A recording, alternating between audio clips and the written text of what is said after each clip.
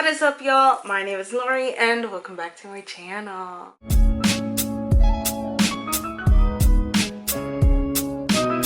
So today we're finally going to be doing our top 10 best books of 2020. Y'all, I didn't think I was going to get to 10 and I'm still going to have honorable mentions, so it's technically not 10, but we're going to cruise on through the extra ones that I wanted to just mention. But we have 10, y'all. This reading year was fantastic. I didn't reach my Goodreads reading goal, but like I don't really care. I read amazing books and I read some of my all-time favorite books as well, so your girl is winning. So don't feel bad if you did not complete your Goodreads challenge, yo. It happens. It's just numbers. As long as you read at least one 5-star book, you did great, okay? I promise. So we're just going to jump right in to the honorable mentions. I have 5 honorable mentions, okay?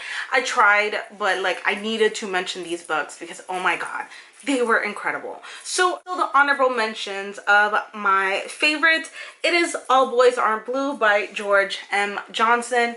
I know this is gonna be, I hope this is gonna be in a lot of favorites because this memoir, it was incredible. And I know there's, I don't know if it's a TV or it's a movie coming out, but it's being cast. Y'all need to get on this memoir. Incredible. Next one, it is Felix Ever After by Kason Calendar. I know that this is going to be in a lot of people's favorites. Incredible book, gorgeous cover. This is like the perfect young adult to new adult, like it's between there because it is after high school and almost trying to get to college. So this is definitely going to be a great YA book. It talks a lot about sexuality and how you evolve and you're not just only one thing, and the pressures of trying to find yourself in this world where people want to put you in boxes. Incredible book. The next one, it is Tweet Cute by Emma Lord. I actually have this one right here. I love this. You guys knew that this was going to be one of my favorites. I thought this was literally the cutest thing ever. I love this book. I devoured it. Pick it up. The next one, it is Hood Feminism by Mickey Kendall. I wanted to annotate the crap out of this book because this book inspired me and it taught me so much. Like I was texting all the people that I know, is like, yo, you need to read this. Oh my god, look at this passage. Oh my god, this is incredible. This one, I wish honestly that this should be in my top 10, but I'm glad that I did mention it. You guys, don't be afraid of nonfiction. It is pretty amazing. You need to pick this up. And last but not least, it is Night of the Dragon by Julie Kagawa. This is the final book in this series, Shadow of the Fox. I didn't want to put this in my top 10 because this is a final book and I hate putting final books or like middle books in the top 10 because I don't know, I don't think it's fair, but this one deserved to be mentioned because this trilogy has stolen my heart and this last book made me cry like a baby. Oh my god, I love these characters to death. You cannot tell me nothing about the series. Incredible series. I loved it. Okay, so half of this list I do own, so I'll hold it up, but the other half I have not had the money to buy. There's gonna be big things going on in my channel and in my life. I don't want to say it yet because it has not happened, but stick around, y'all. Big things. So I try to number these down, but like I epically failed. Honestly, 10 through 5 can be switched around, and 1, 2, and 3 can literally be switched around as well. These are all of my favorites. Some of these are definitely favorites of all time, y'all. I had a great reading year. Okay, so we're gonna start with number 10, and I actually do have number 10, and it is From Blood and Ash by Jennifer L. Armentrout. Okay, first of all, I could smack somebody with this and actually do damage. Okay, this is the thickums. This was like over 600 pages. Yeah, this was 610, and it's short. Like, it's short, it is dense, but oh my god, this was the perfect new adult fantasy romance. If you're trying to get into fantasy romance, this is your book. I am telling you, it is so good. Okay, so this follows Poppy, and Poppy does have a scarred face, but she has a very special power, and these higher people, aka vampires, they rule the land, they set the rules, but she's going to ascend to the gods, but because of the scar on her face, they want to keep her hidden. So it follows Poppy, and she's just trying to live her life, and she's trying to fight some very dangerous creatures on the side and still remain hidden. But she meets this guy at a tavern and sparks fly, but then she realizes that he's gonna be her bodyguard. Things go off from there. I haven't even touched the surface of the story because it is that good, but I feel like if I tell you guys, it's going to be a spoiler. Just pick this book up if you love fantasy romance. And it says it's perfect for Sarah J. Maas and Laura Thalassa fans. So Sarah J. Maas is on here. Your girl's gonna love it. The next book that I do not have here, it is book number 9 with I'll Be the One by Lila Lee. First of all, let's just talk about this cover. There's a plus size main character dancing on the cover, and the book is yellow. I said this on Twitter. Follow me on Twitter.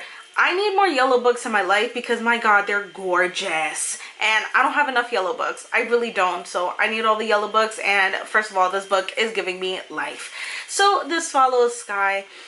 And Sky, she has one of the best voices. And she's a talented dancer.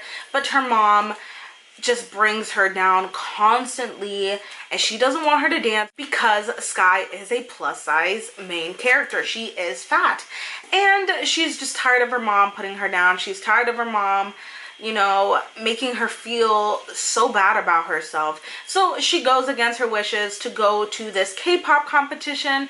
One of it is singing and the other is for dancing. She auditions to both and she gets in for both. So we follow her journey. This has got to be one of the best plus size representations I've ever read. Ever. And I've read some really bad ones, but this one is definitely at the top of the list, and especially since it's YA, so it can be universally loved. I adore this book.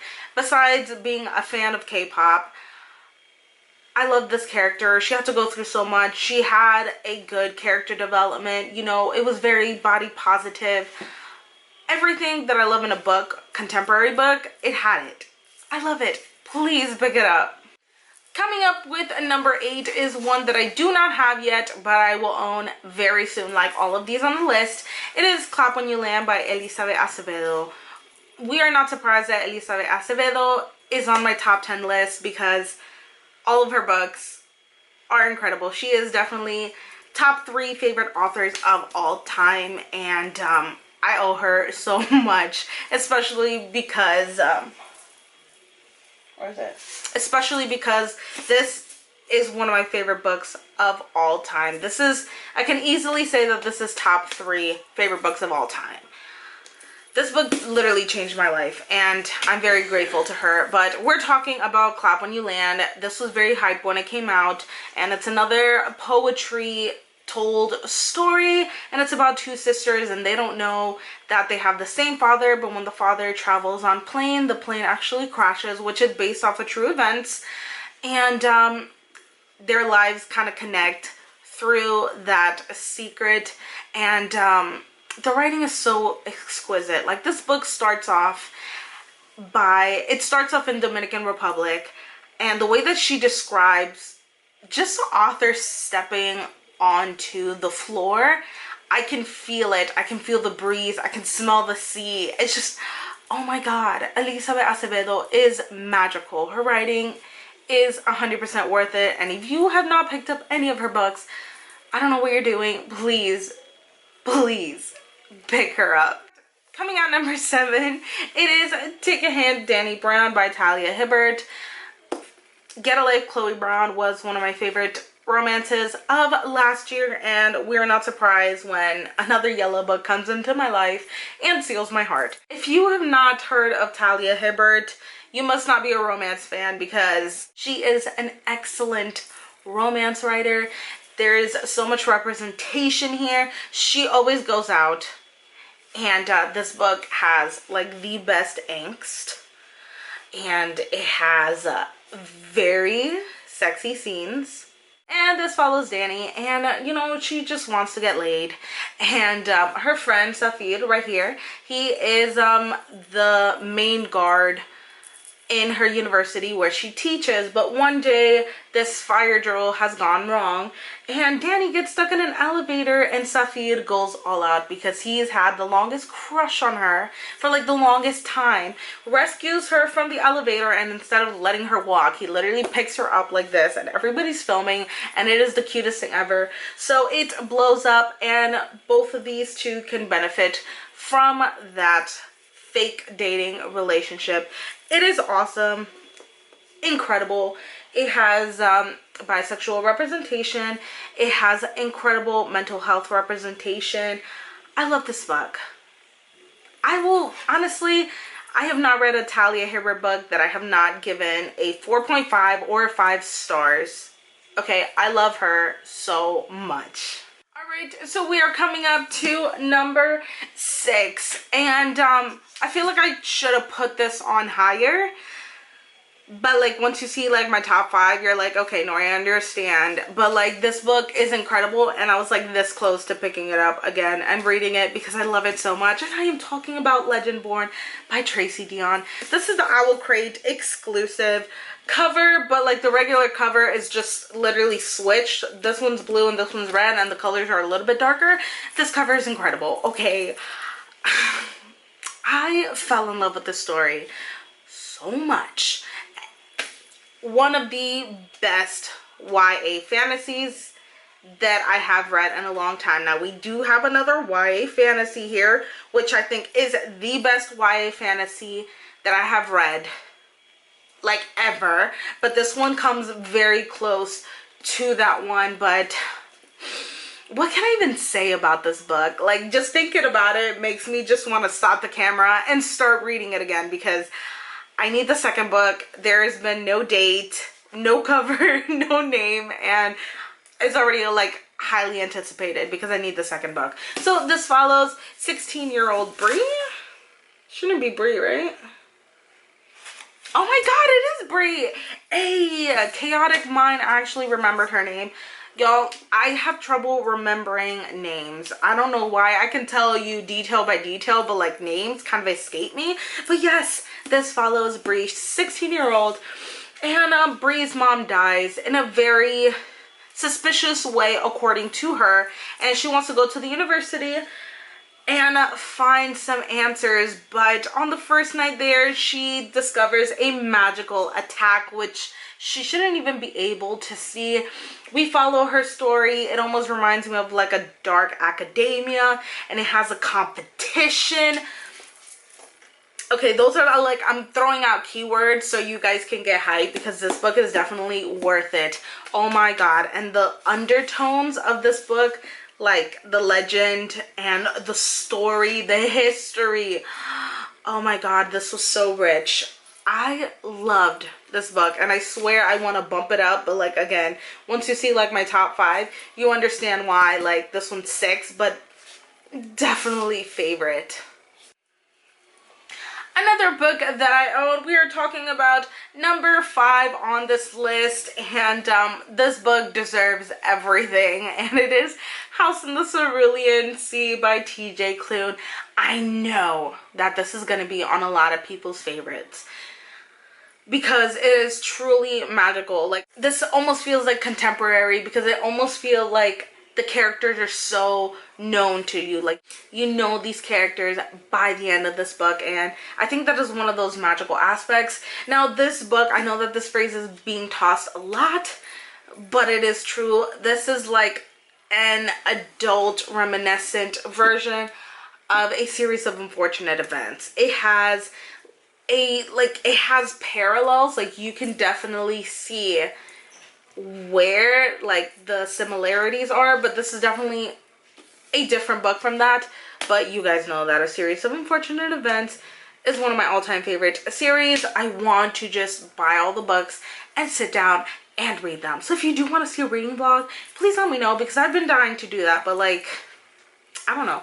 Continuing on, this book is amazing, and it follows a social worker, and he's a social worker for the magical kids, but he gets tasked to do this very important underground, nobody knows about it, task to go to a house in the Cerulean Sea on a hill, and nobody knows that this house is there because there are very magical children in there, and they are very dangerous, including the Antichrist. So it's a lot.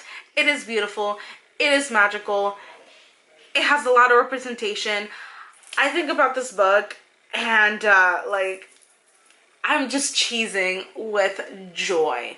I loved this so much, and if you did not know, I'm a teacher. I'm a teacher at heart, and my current job is assistant director for a school. So caring for children and going above and beyond, it's literally like my passion, and this book hit so close to home. I loved this book.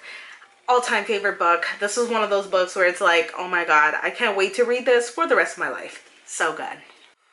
Number 4 on this list, which I still don't have a copy of, and I'm very mad at myself. It is Pet by Akwaeke Emezi. You guys know, if you've been watching my channel since like the beginning of 2020, you guys know that every single video I talked about this book. So this story, it is beautiful, but it's kind of dark, and it follows Jam, and Jam is a little girl, and she lives in the town of Lucille where all the monsters are gone. There are no bad people. This is a great community. It's safe. It's a great time living there. But Jam's mom is a painter, and one day she paints this monster, and this monster actually jumps out of the painting and tells her, there's a monster living among you, and I'm here to hunt it down. And there starts the story. Oh my god, this story is so incredible. It might not be for everybody, but honestly, if you have not read it, I highly suggest that you pick this up. It is a very short story. I believe it's under 300 pages. It's a quick read, but it is an immersive read. It is an important read. I loved it so freaking much. Highly suggest that you pick this up, like everything else on this list, but like, please pick it up. Coming up to our top 3, it is the best YA fantasy that I have read. Hands down, y'all, hands down. It is A Song of Braids and Ruin by Roseanne A. Brown. Oh my god. Y'all, if you have not picked this book up, stop this video, go to your library, go get it, go get the audiobook, go get the ebook, whatever you want, but just get it, because this is a game changer. Usually YA, you know, will take like tropes and like tropes that we know and love, but it's like, oh, okay, they did a good job, or they did a decent job, or it's like, oh, okay, I can see it. No, this book just blew all of our favorite tropes away, turned it into something new, something fresh. This book was so freaking good. And it's a duology too. This year, the second book is coming out, and as soon as it comes out, I'm gonna get it and I'm going to devour it, because oh my god, Roseanne A. Brown literally killed it. I'm pretty sure that this is a debut as well.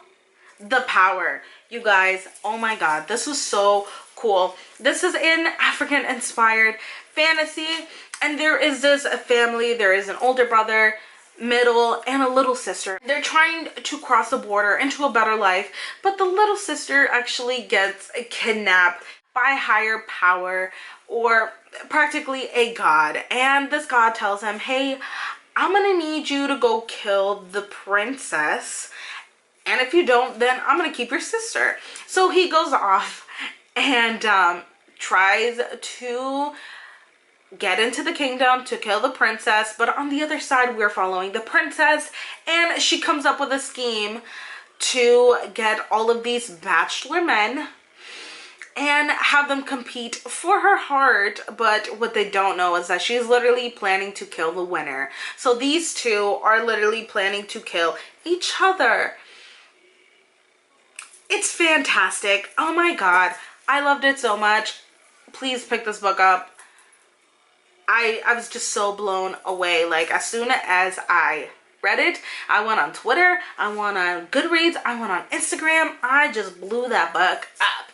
It is so good. All right, and coming up to our final two. At this point, these two are interchangeable because both of them made me cry like a baby, and both of them they literally blew me away. One gave me such a valuable life lesson. The other one took me out from this dark place that was 2020 and fully immersed me, and she's my queen. We're gonna leave this one at number 2 just because I started. And are we surprised?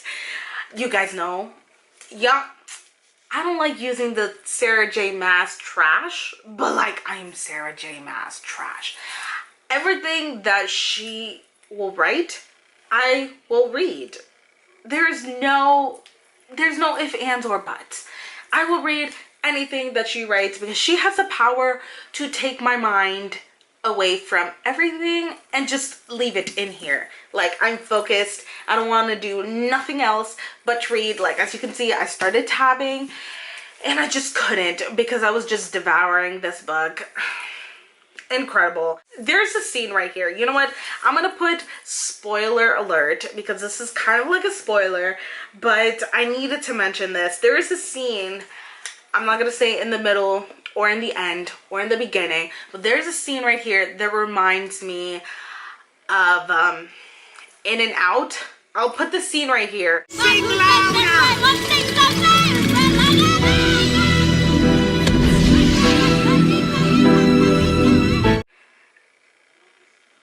Tell me that that doesn't remind you of the scene in here. If you know, you know. Let me tell you, when I was reading that scene, I was actually listening to the audiobook because I switched from physically reading to audiobook. I was actually on my commute on my way home, and I literally had to pull over in a gas station because I cried so much. I was just bawling for a good 10 minutes. I had to stop the audiobook, finish crying, and then finish the book. I don't even want to say this. I'll say the synopsis, but like, everybody knows, this follows Bryce. And to make things short, Bryce's best friend gets killed, and nobody is doing the most because this was practically Bryce's soulmate. And she wants to find out who killed her best friend. And this fallen angel gets tasked to help her and to be almost like her bodyguard and make sure that she stays out of trouble. And yeah, Bryce and Danica remind me so much of me and my best friend. And oh god, I'm gonna start crying. Okay.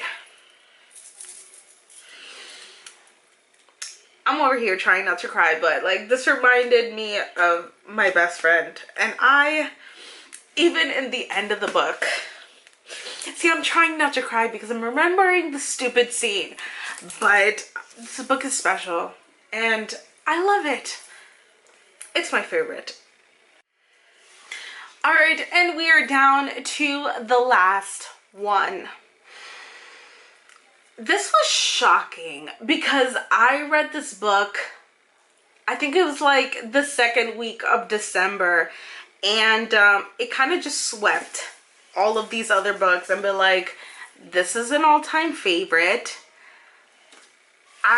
Oh my god, I cannot even begin to tell you guys how much I appreciated this book, because this book is one of those books that came in my life at the right time. Like, if I would have read this book any other time, it would have been like, oh, this is a fantastic book, but like, moving on. No, this came to me at the perfect time, and I cried like a baby because I'm a crier. I cry for everything, okay? I'm an emotional person, and that's okay. And this is The Midnight Library by Matt Haig. came out of the nowhere, okay? Came out of the nowhere. Because this was in one of my, I don't know if it was like August or October. This was in like my anticipated new releases. And I didn't think I was going to get to it. But it came through my library app. And I was like, you know what? Let's read it. Why not? And it completely changed my life. So the Midnight Library, to say things short and not to give anything away, it is this library between universes, and it is filled with endless amount of books because each of these books carry out one decision in your whole entire life. So we follow Nora, and Nora ends up in the Midnight Library, and she has no idea what the heck is going on, but they explain to her that any small decision makes up a book and she can live a different life. And it follows Nora to see if she's going to change her life, where does she want to change her life, her biggest regrets, what is life really, and it was an incredible book. Honestly, I'm pretty sure this is like literary fiction, even though it had almost like a sci-fi, almost like magical touch to it. This book was everything. And yes, I think it did win the Goodreads awards, but like I feel like nobody's talking about this book, and I need y'all to talk about this book because I need somebody to talk about this book with and tell them how it changed my life. But like I can tell you guys, and I'm still feeling good, but like I want to get into like a deeper personal level. This book was incredible, one of my all-time favorites. It's on #1 spot, which is kind of crazy because I really thought a fantasy or a romance was going to take my #1 spot, which it almost did, but it was literary fiction. Who am I? Alright y'all, and that is it for my top 10. If you have read any of these books, please let me know on the comment sections down below because I want to discuss our love for these books. And if you did not like one of these books, please let me know so we can discuss. I'm an emotional reader. I can be critical at times, but overall 100% I'm an emotional reader. So anything that takes me out, brings me joy, brings me a flood of emotions, is probably going to get a higher rating, unless it is hella problematic or if it's one of those trash authors like Rainbow Rowell. we don't do that on our channel. Or like the author who wrote Harry Potter, but like she didn't write Harry Potter, somebody else did. Yeah, all of that. But yeah, I love all these books with my whole heart, and I love you guys with my whole heart. So thank you so much for watching. If you want to see any more content, make sure to subscribe and to hit that bell notification so you can see more stuff from me, because I have a lot more content. It's just transitioning from 2020 to 2021 with everything that I got going on. But you know what? Your girl's getting it together. 2021 is going to be our year. So make sure that you follow me and become part of the family. So yeah, I'm going to stop rambling because I've talked a lot and I need a water bottle. So thank you so much for watching my channel, and I will see you next time. Bye.